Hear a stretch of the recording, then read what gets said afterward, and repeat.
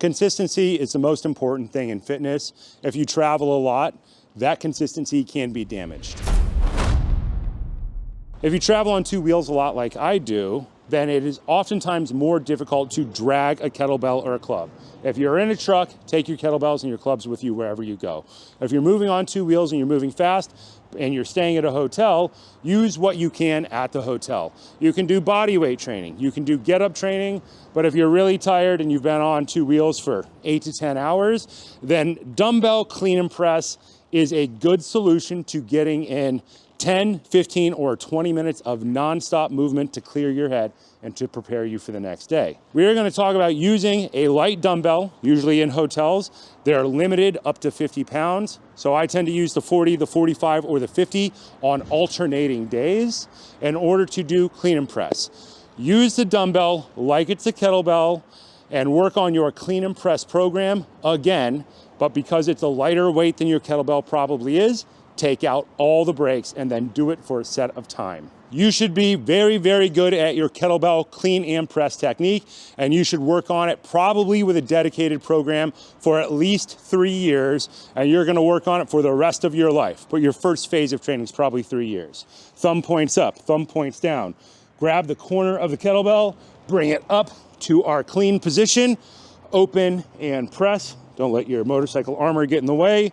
Push back clean. Bring it up, press, bring it down, push back clean, bring it up and press. This should be your foundational movement of endurance weightlifting. Now we're gonna do it with a dumbbell. We're gonna talk about what things people tend to do wrong with a dumbbell. With a kettlebell, you tend to start with your thumb pointed back. That is a safety measure so that if you mess something up, your arm can bend. As people get better at kettlebell, they tend to start going thumb up or thumb forward, which is more of what you might consider competition style. I encourage people to do thumb up somewhere after year 3. If they've done a clean and press program with 12 weights, then I tell people that they can go thumb up. When we go to dumbbell, we tend to do it thumb up. Thumb point straight ahead, swing, bring it up, corner of the dumbbell touches your shoulder, press, bring it down, touch your shoulder, turn it into that, clean. Press, bring it down, clean, press, bring it down, that's 3, 4, we're gonna go to 5, 5, change hands, catch clean, press, you would go to 5, then you would change hands, and start making it easier.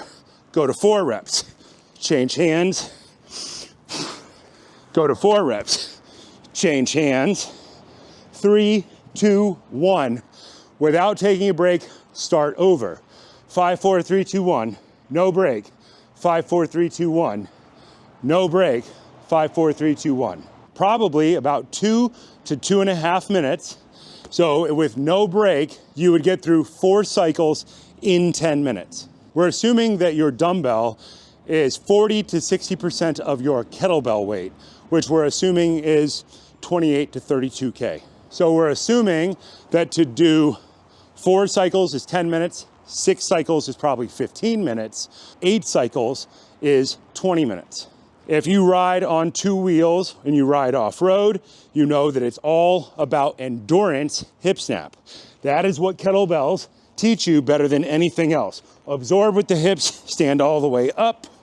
Absorb with the hips, stand all the way up.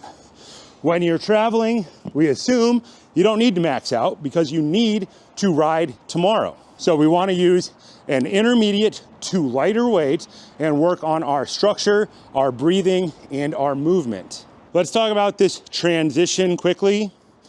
Thumb up. I'm still doing a hike back, but I am not putting pressure on my elbow at the back position. It's slightly off of my body.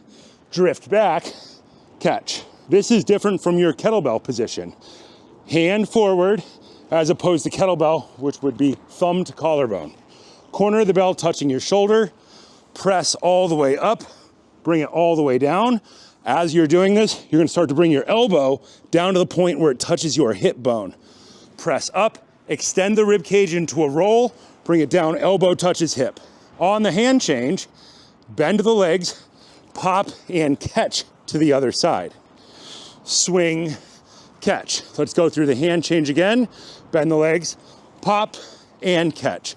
Use the legs to drive the weight, use the legs to catch the weight. Kettlebells teach you to unify your structure, how your skeleton lines up, your breathing, and your movement. When you're good at kettlebells, you can then take that kettlebell technique and apply it to other things. You can apply it to dumbbell.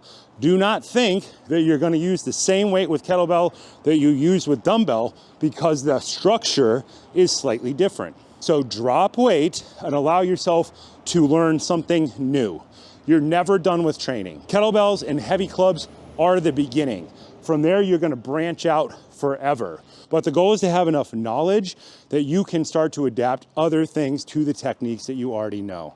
Dumbbells can be used like kettlebells if you know how to use kettlebells.